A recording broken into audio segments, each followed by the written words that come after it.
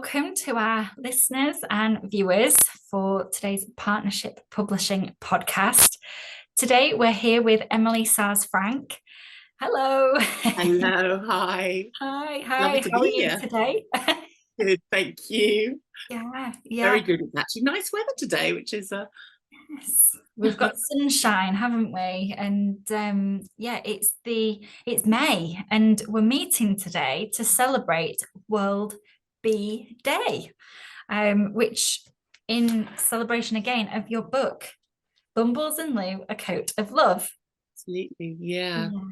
World Bee Day. It's a very important day, not just for Bumbles, but for all bees and the world really. Yeah, absolutely. We felt it was fitting for us to be able to meet today to have a conversation about all things bees, and of course Bumbles Lou and where the inspiration came from. So first off, it's 20th of May, World Bee Day. Do we know anything about where the day began and why it's been celebrated on this particular day? So I do know a random fact actually. A Slovenian beekeeper called Anton Janssen was actually born on the 20th of May, and he was instrumental in creating the beekeeping techniques. I'm a real geek where these things are concerned, and so we celebrate his birthday as World Bee Day, to almost as in honor of these techniques and of him, because without him we wouldn't be essentially at the moment saving literally millions of bees. So and creating honey commercially. And creating honey. Absolutely. I mean, it is important that we all celebrate. And I think nationally and internationally, I think it has been given that highlight, and we do all understand and appreciate the value of bees and their place in the world and how important and vital they are for us all. I think it's absolutely, I think it was something ridiculous, like 70% of our fruit and vegetables and seeds are actually pollinated by bees. So they're absolutely essential and instrumental in creating a varied diet for humans. Life without bees would be not good. No, terrible, not good. Well. We support the bee and anything we can do to protect them. Absolutely. Now, thank you for sharing that. So naturally, moving with that smooth synchronicity into your debut book, published under Magic Mouse Books. We're so proud of this. Bumbles Lou, A Coat of Love, illustrated by the incredible Sarah Lee Wills, absolutely designer. Yeah. For those that can see, I'm just going to show it again for the viewers. I'm just going to share a little bit about the back, and inside, the tones, the hues, the nature, the honestly beautiful illustrations throughout this book. She did bring the book. Yeah, honestly stunning.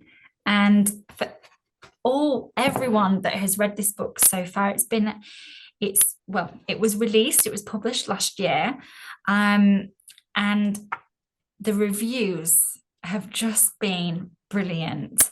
I think it's just such a wonderful, wholesome story. Maybe just share a little bit about where the inspiration came for Bumbles Lou, obviously being a bumblebee, and we're celebrating World Bee Day.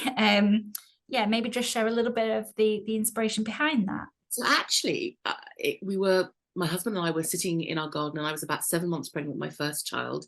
We knew she was a girl. We were very stuck on names, and there was a humblebee, so a very, very large bumblebee that was circulating around us. And after about 2 months of dilly-dallying over names and not being able to agree, I literally just shouted out, "Bee, that's the name that I would like." And my husband said, "That's the name. That's the name. We just knew it." So our first daughter is named Beatrice, and we call her Bee. And I don't know if it's as a result of that or that I've always been a little bit obsessed about bees, but I see bees in everything. So I search for them when we look at flowers. And I think, we buy a lot of bee jewelry. We've always talked about the importance of bees at home. And as a result,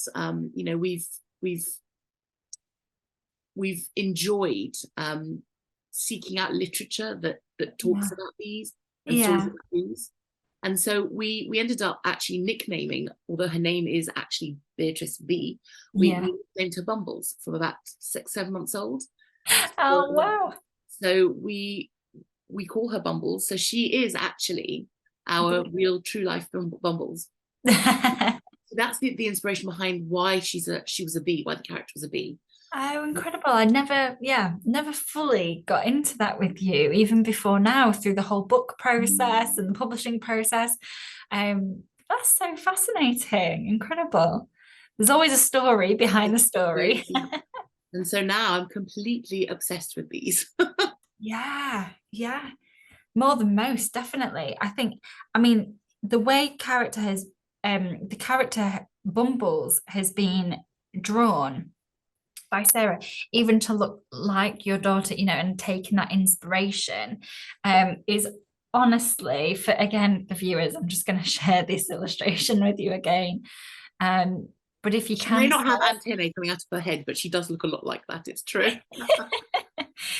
But it's just the cutest bumblebee you will have ever seen.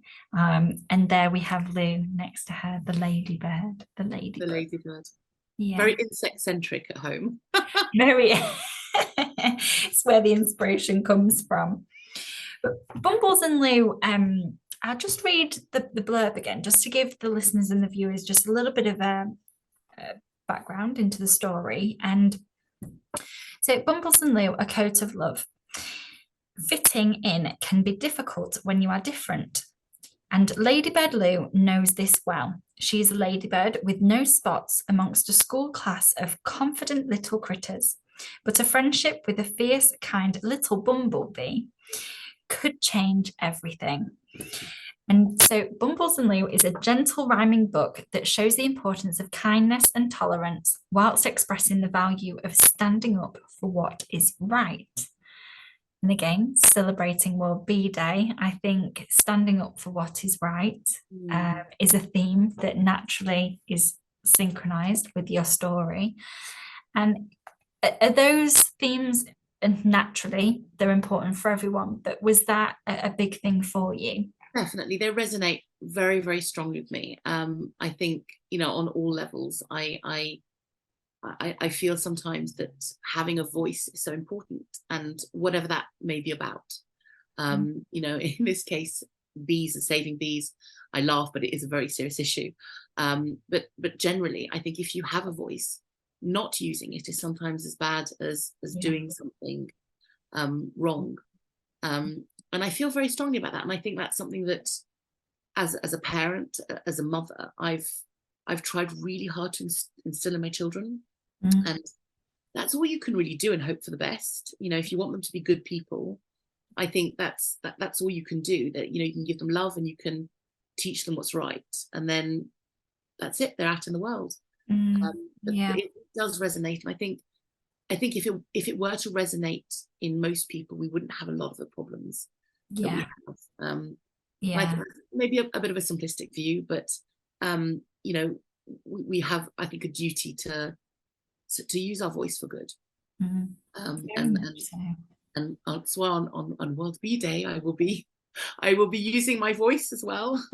Yes, absolutely. And we champion this. I think that even the whole giving people a voice, not even giving people a voice, but allowing people to have a voice and use a voice and give a platform for that.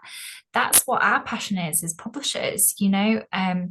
Is so important for us. It's one of the founding principles that we had, and realizing that it's our purpose to help inspire, educate, share knowledge, but then who's to say that a book isn't worth sharing with the world, and a story that isn't worth sharing with the world, and giving writers, becoming authors, a platform to share their voice, is something that, yeah, is so incredibly powerful and important for us.